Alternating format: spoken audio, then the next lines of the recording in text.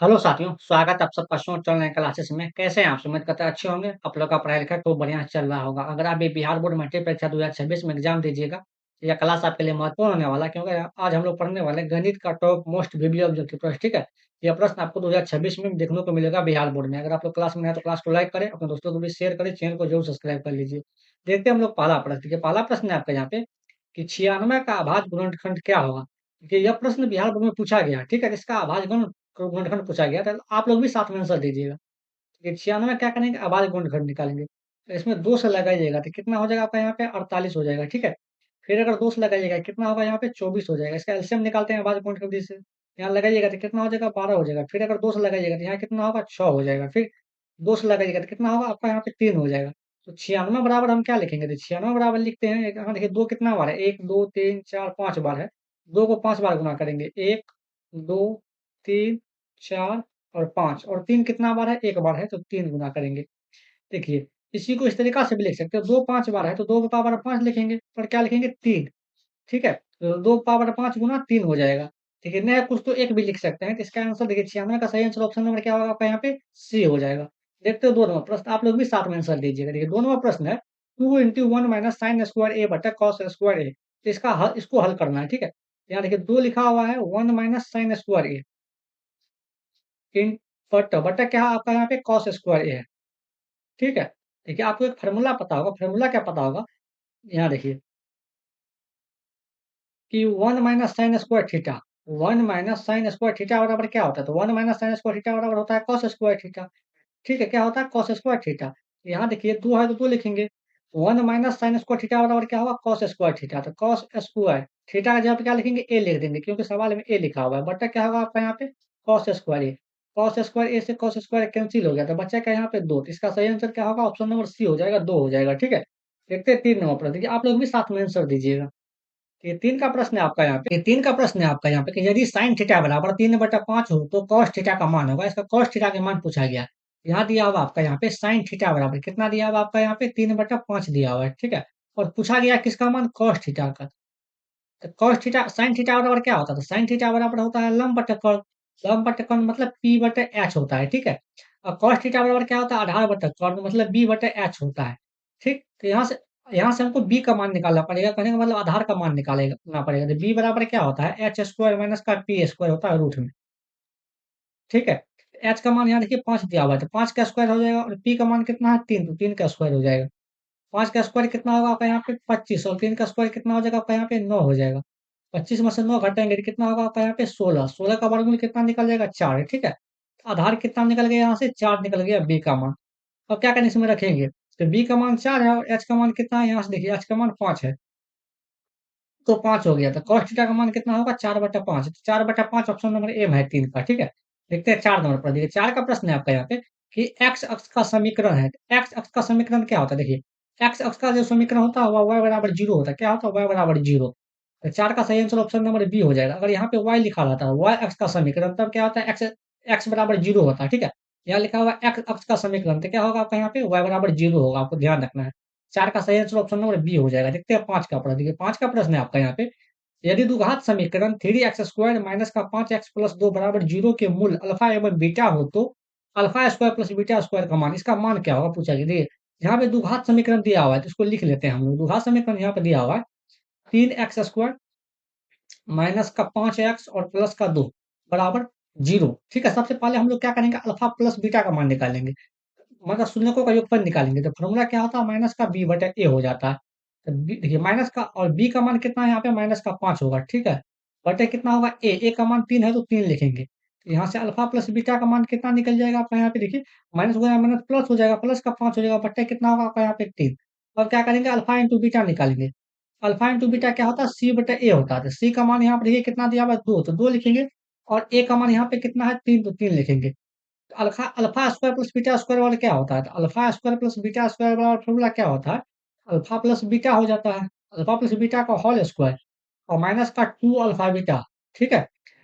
Alpha plus beta का मान कितना है? देखिए अल्फा प्लस बीटा का मान यहाँ पे 5/3, तो यहाँ 5/3 लिखेंगे।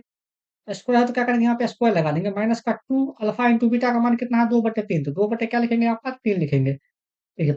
3/5 का स्क्वायर करेंगे तो 5 का स्क्वायर कितना होगा आपका यहाँ पे 25, 3 का स्क्वायर कितना होगा 9 हो जाएगा, 2 दूनी का कितना होगा आपका यहाँ पे 4, 4 बटे कितना होगा आपका यहाँ पे 3 हो जाएगा, ठीक है।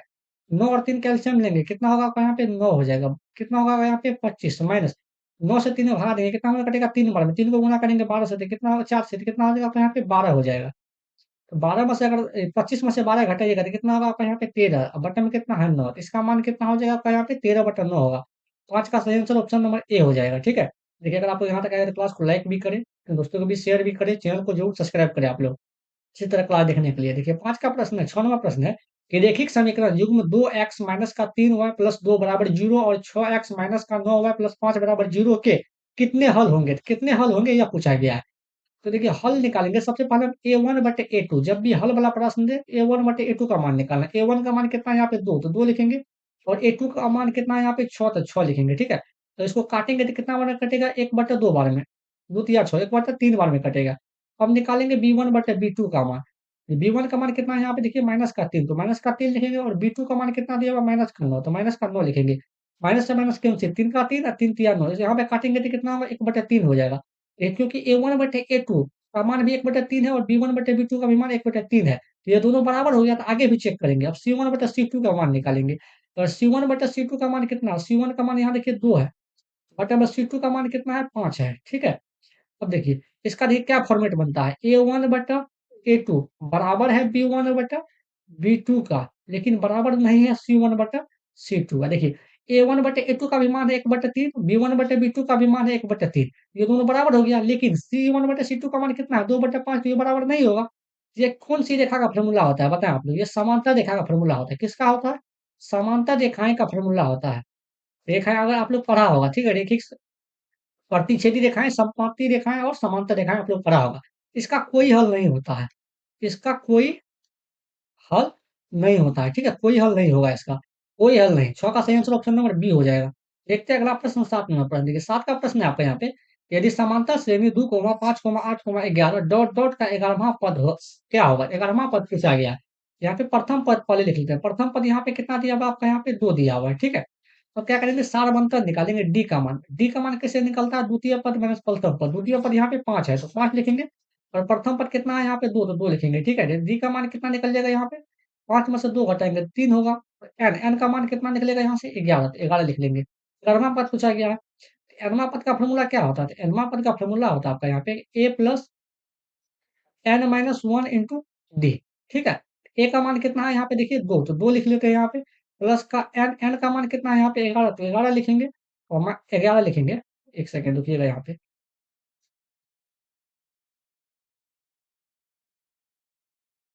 11 लिखेंगे, ठीक है, और माइनस एक तो फॉर्मूले में इंटू डी, डी का मान कितना है यहाँ देखिए, डी का मान है आपका 3 है, तो 3 लिखेंगे, ठीक है। तो 2 प्लस 11 में से अगर एक घटाइएगा तो 10 हो जाएगा, गुना 3, 2 लिखेंगे और प्लस 10 गुना 3 कितना हो जाएगा आपका यहाँ पे 30 होगा, 30 2 कितना हो जाएगा आपका यहाँ पे 32 हो जाएगा। तो इसका सही answer option number B C हो जाएगा 7 का। देखते हैं 8 नंबर प्रश्न, 8 का प्रश्न है आपका यहाँ पे कि 42 सेंटीमीटर त्रिज्या वाले वृत्त के उस त्रिज्या खंड जिसका केंद्रीय कोण कितना दिया हुआ है आपका यहाँ पे 30 डिग्री है, तो क्षेत्रफल होगा। देखिए 42 सेंटीमीटर त्रिज्या, त्रिज्या मतलब आर का मान दिया हुआ है 42 सेंटीमीटर, और कोण भी दिया हुआ है, थीटा का मान दिया हुआ है 30 डिग्री। तो त्रिज्याखंड का क्षेत्रफल क्या होता है, तो त्रिज्याखंड का क्षेत्रफल होता है, यहाँ हम त्रिज्याखंड का क्षेत्रफल, त्रिज्याखंड का क्षेत्रफल क्या होता है आप लोग भी बताएं, त्रिज्याखंड का क्षेत्रफल होता है थीटा बटा 360 गुना पाई आर स्क्वायर, गुना पाई आर स्क्वायर, ठीक है। तो थीटा का मान यहाँ पे कितना है 30, तो 30 लिखेंगे, बटा कितना हो जाएगा आपका यहाँ पे 360, गुना पाई, पाई का मान कितना होगा 10/7, गुना आर, आर का मान कितना है यहाँ पे देखिए 42, तो 42 गुना 42 हो जाएगा, ठीक है। अब देखिए यहाँ पे काटते हैं 30 से, कितना बार में कटेगा 12 बार में, 7 से काटते हैं 42 कितना बार में कटेगा 6 बार में, 7 से का 42, 2 से काटते हैं 12 को कितना बार में कटेगा 2 बार में, 2 को 2 से काटेंगे 22 को कितना बार में कटेगा 11 बार में। अब यहाँ पे बचा क्या 11 गुना 42 बचा है, इसको गुना करके लिखना है, ठीक है। देखिए 11 को 42 से गुना करेंगे, 11 दूनी का 22 का 2 हो गया, हासिल 2, 11 चौको 44, 2 46 हो गया, कितना होगा 46, 4 से 62 सेंटीमीटर स्क्वायर।